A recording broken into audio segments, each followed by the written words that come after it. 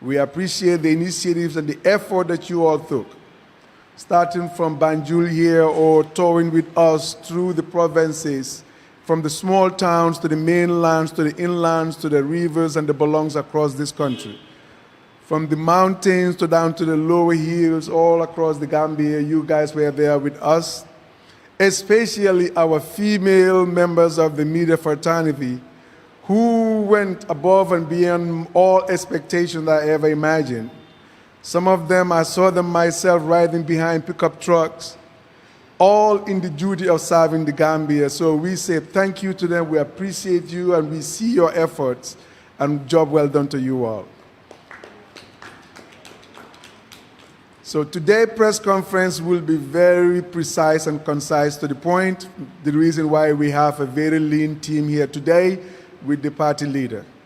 The party leader will be giving us his end-of-year recap as a leader and a stakeholder, not only in our politics, but also as elderly statesman in this country. And he will also give a brief report about the current concluded nationwide tour that he went on, where he met members of the United Democratic Party, but also met with all Gambians, young and old, men and women, across the length and breadth of this country, understand what are some of the challenges and struggles they're going through, and he also shared what are some of the plans that the United Democratic Party has in our policies and our programs, should we be elected in 2026. And inshallah, we believe that United Democratic Party will be elected in 2026. So without any further ado, I will now pass it over to His Excellency, the party leader, Alhaji Hussein Darboe, to give his press statement. Your Excellency.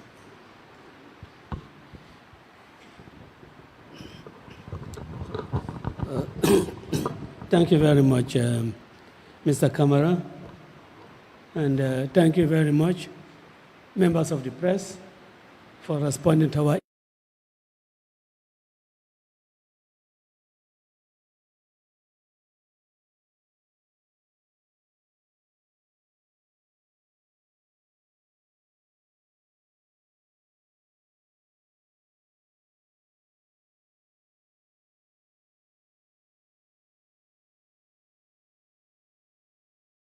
Gambian people. We had looked forward to our farmers being properly rewarded for their labor. These and many other things, including a new constitution, we had always looked forward to. These and other things, I think that we are really looked forward as a nation, and we had hoped by the end of 2025, we would certainly have pounded our chest and say we as Gambians have got together and done for this great nation what it deserves. But from the look of things, in fact, not from the look of things, from actualities, this optimism has been dashed. We have been faced with disappointment. We have been disappointed by a government that does not care, a government that is very neglectful of its citizens. And this, to me, was quite apparent, was quite clear when I embarked on the tour of the country, meeting people from meeting people of all walks of life, of all ethnicities, and of all religions, from Bara to the Woolies, from the Tumanas to the Kombos, and even Banjul. The entire nation is in a state of despair.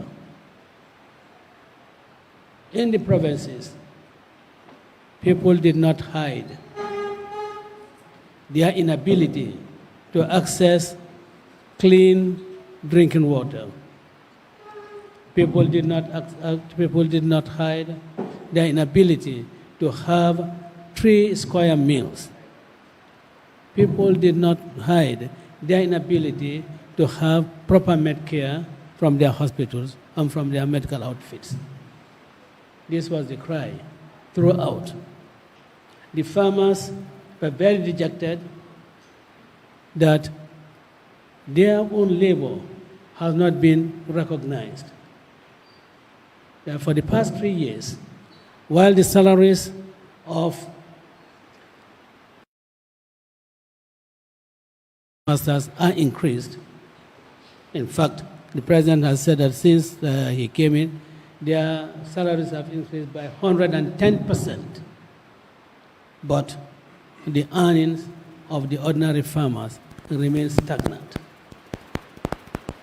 while the prices of commodities get increasing.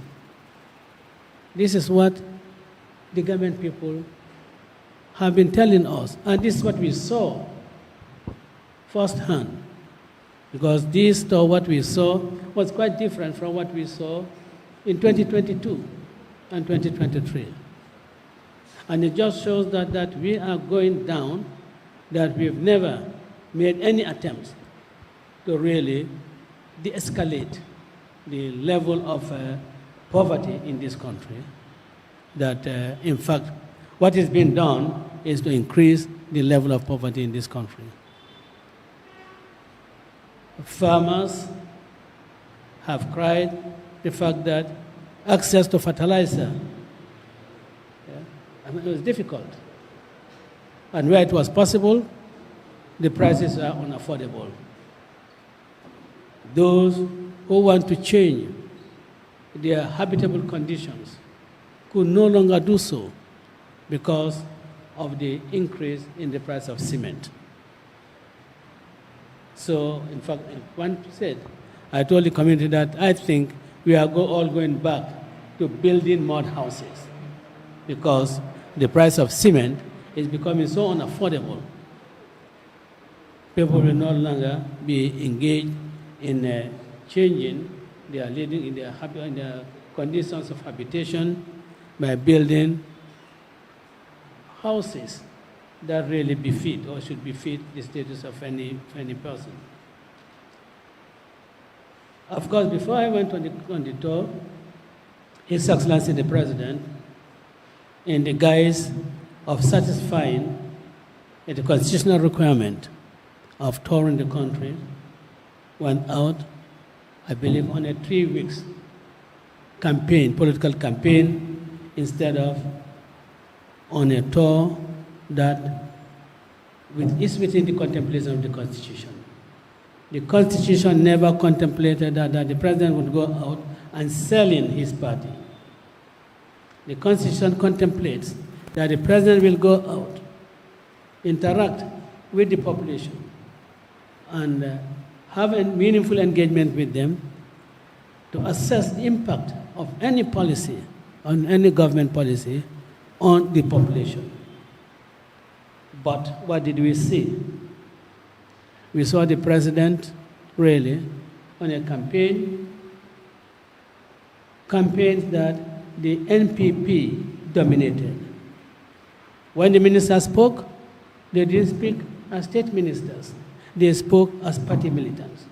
They spoke as people who were advancing the political fortunes of the NPP. And I think ironically, in the process, some parties were killing themselves.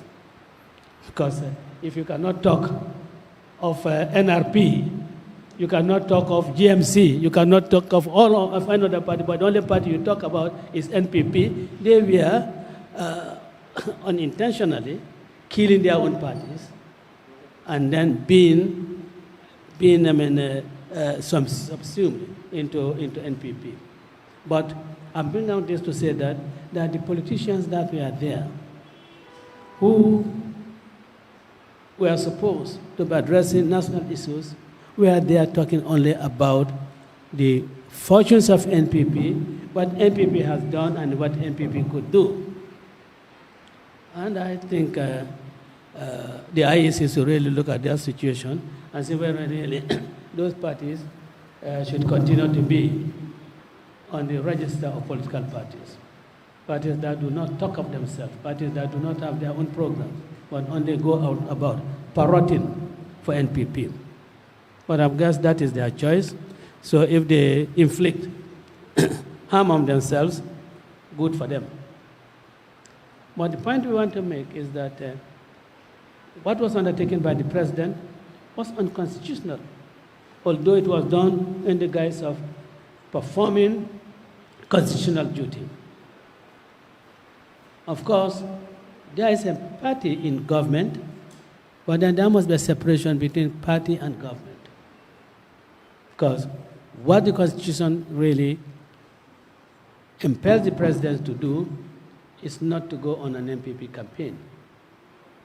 And in that campaign, the president was disdainful, contemptuous, condescending to people.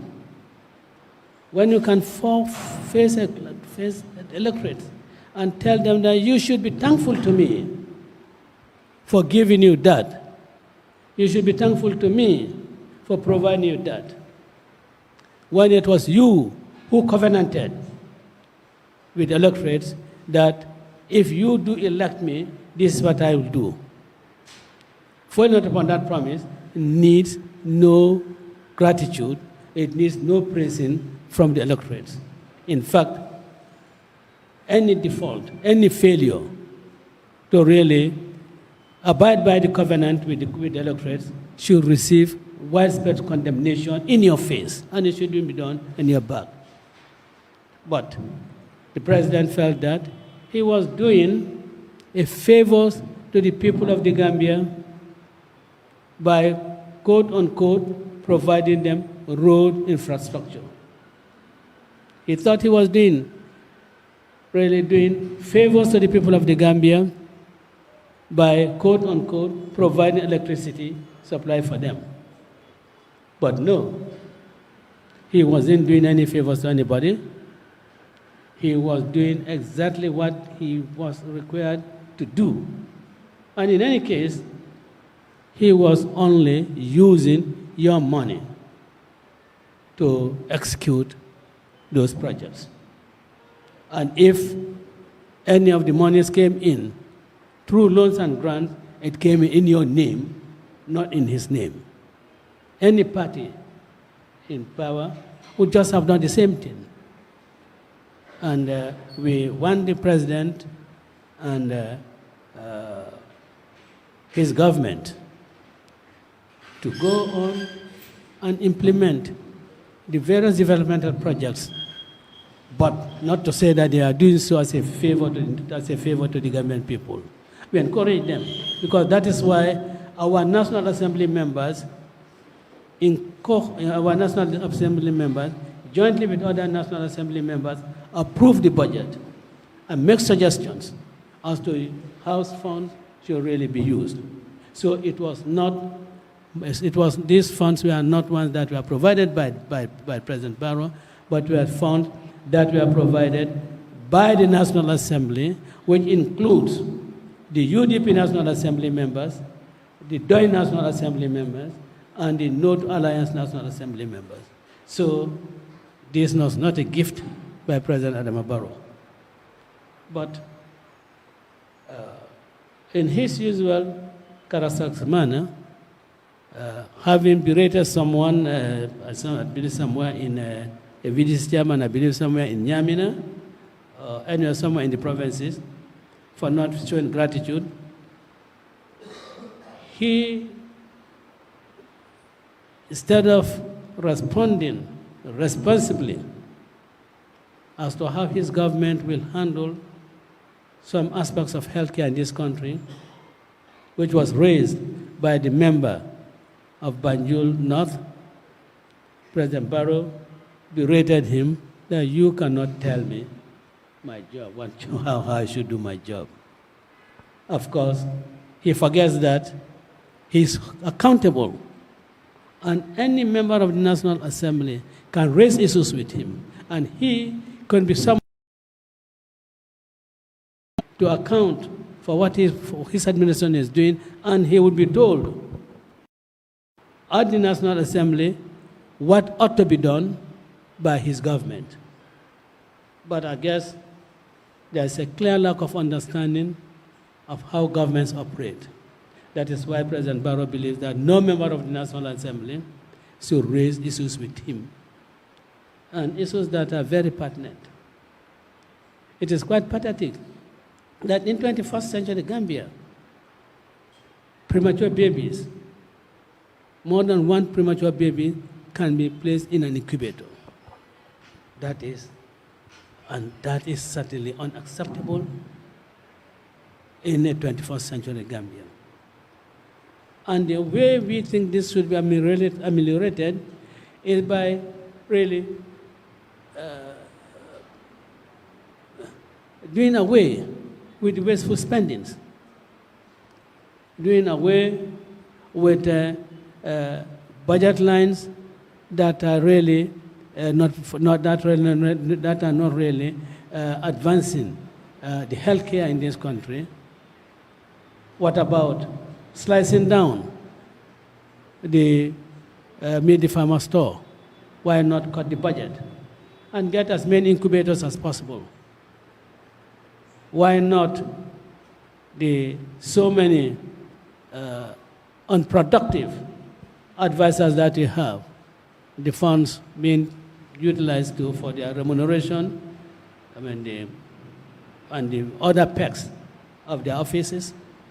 Why don't you use that and provide scholarships to as many people, as many who want to study journalism or who want to go to the School of Medicine? Why don't you stop this flamboyant lifestyle, buying vehicles that cost $9 million, $5 million? Why do you have to buy those vehicles? Why can't you buy vehicles that are functional and could still do the services that they should, that the expensive vehicles would do, and apply the funds to agriculture and equip institutions like NARI so that their ability in conducting research can be improved, so that you can have farms, trial farms for crops that we don't think can thrive in this country, but you can have trial farms on them. Why can't we do that? But then the government is certainly not interested in that. What they are interested in is really to ensure that their own pockets are lined, properly lined, by giving away road construction contracts. And that is where they part in what should go into their pockets, inflate the prices. But it is only a government that cares that would think that way. These were some of the things that the Gambian people had thought with optimism will not happen in their country, but it has happened. And the only way to bring an end to that, the only way to ensure that this not happen in future in this country, is to reject the Barrow government and install a United Democratic Party government under Hussein Darboe's leadership, and the deliverables will be delivered at the right time, at the right moment, and for the right people. Well, in the education sector, I want to thank Holland Foundation, MRC Holland Foundation, for their generosity, for really raising funds from the ordinary taxpayers abroad in the various countries where they operate, and funneling those funds for building for making schools and classrooms available to us. We thank them profusely for that.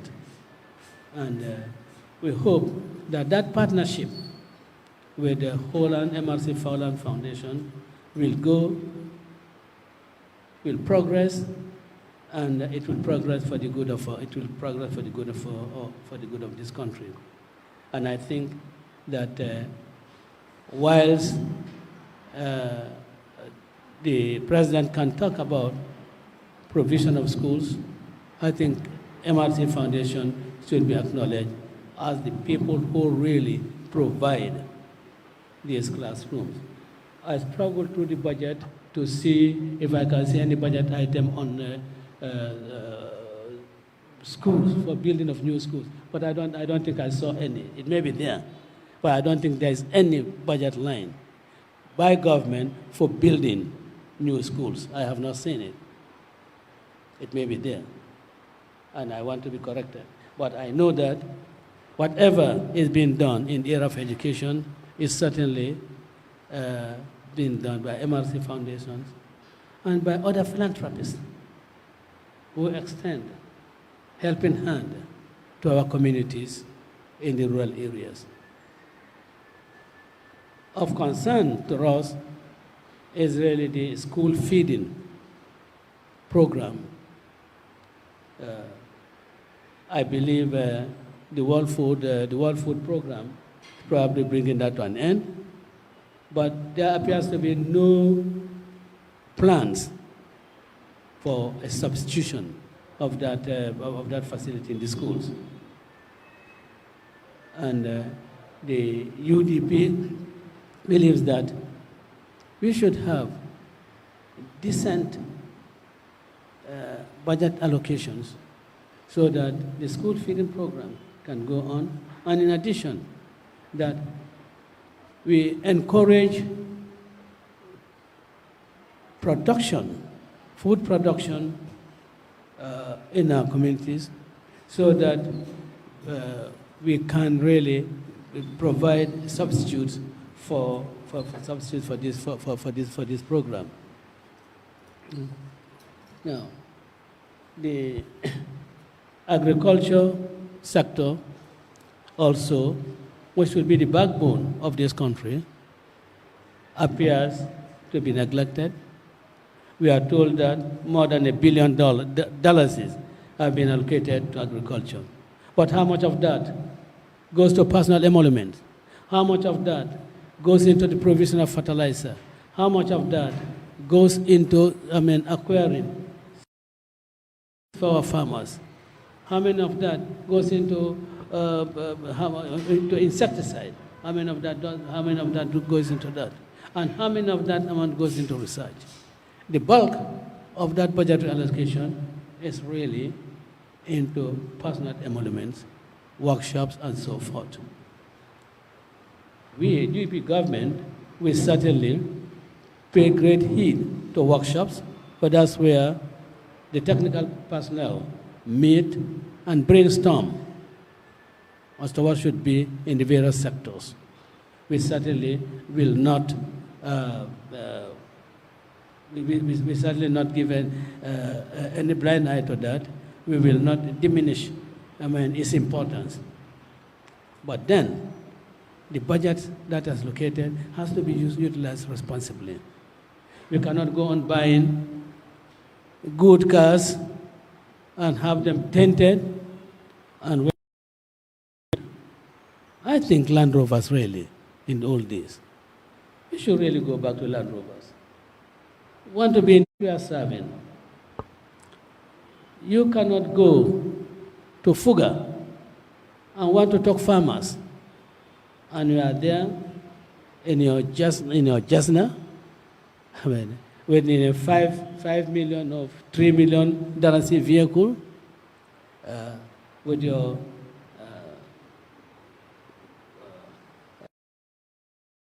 water from natural or from best or whatever, and into people whom you say you are concerned about. You should reduce their level so that they can understand you. Otherwise, they believe that you are just there to deceive them. You are just there to talk to them, but you are really not doing anything that augurs well for their interest. And I think that most of the expenditures in terms of vehicle go in for efficient, affordable, and very easy to service vehicles to promote our agriculture. And the funds that are used in this, to buy the expensive one, those should be diverted to really advance our agriculture. Now, education, healthcare, and agriculture, these are certainly the three areas that need to be really addressed because they relate to human development. They are the ones that really uplift, that would uplift us from where we are. 2025 has been a year of despair. Just this morning, I heard on news a confirmation that 190 people or more have perished, as the person put it, in the dark waters of the Atlantic Ocean. 190, just within 1 hour, losing that number of Gambians. Can we imagine the potentials that have been lost in that sea? Can you imagine if those people were on land, had stayed in the Gambia, and the proper atmosphere created for them? Can we imagine how many doctors we could have from them? How can you imagine how many productive farmers can we have from that group? They all went away, sadly, with great ambitions to go and get something which they can bring back to their fatherland. They all went away in silence, with great determination to do something great for this country. But alas, their hopes, their dreams remain and will ever remain unfulfilled because they are no more. Should that be the situation in this country? That after so many years, after people, young people, had danced, had sung, that manta bak mbawulenke manta bak wela baro ganyeta. When young people are singing that, should we now be seeing people venturing in the back way? I think this situation calls for a national dialogue. I think the situation calls for all of us to converge and seriously discuss this issue, seriously address it. We cannot be saying that we have provided jobs when people are really living because they do not have jobs. We cannot be pretending that we are carrying development in our country when we are not using the funds to create jobs for our young people. And what is sad is to see whole family perish, father, son, and wife, all perish. That is something that will prick our conscience, our national conscience. I asked President Barrow, as the president of this country, to take the lead, convene a national conference, a national dialogue, and it should not be 1-2 hours. It should be at least a 3-hour convergence at which we can all seriously discuss this great menace. It's taking a big toll of our population. Our labor is being destroyed, and we must preserve this labor. Intelligent people are dying. Those intelligent people, we must make use of their talents. We must make use of their intelligence in this country. And we cannot just have said that we have created jobs that preach the undesirability of going into the back way. Let us get together and come out with concrete plan. It's a national issue. This is not partisan political issue. It's a matter that affects everyone. Every family in this country, I'm sure, has suffered or has been, negatively impacted by this backway syndrome. And I want to ask that what we would have done, and I asked the government to do it because we'll be too pleased when they do so, that there must be 24-hour surveillance on our coastal cities, on our coastal settlements. There must be 24-hour patrol on our coastal villages. And certainly,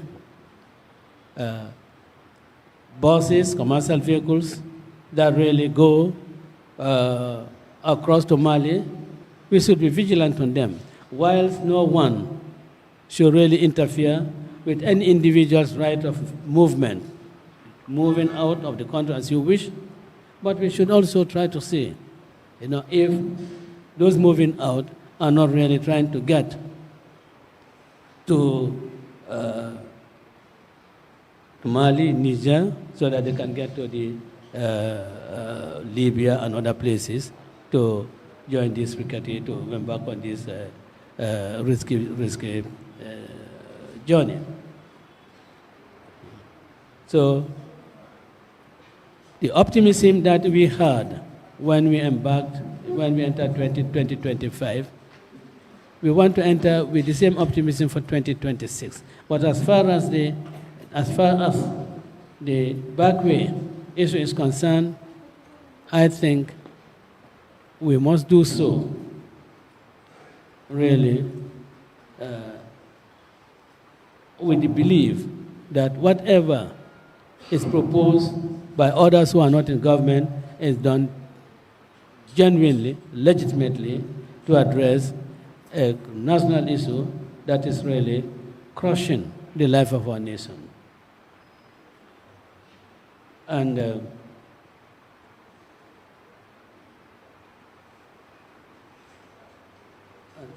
apart from the issue of the backway syndrome,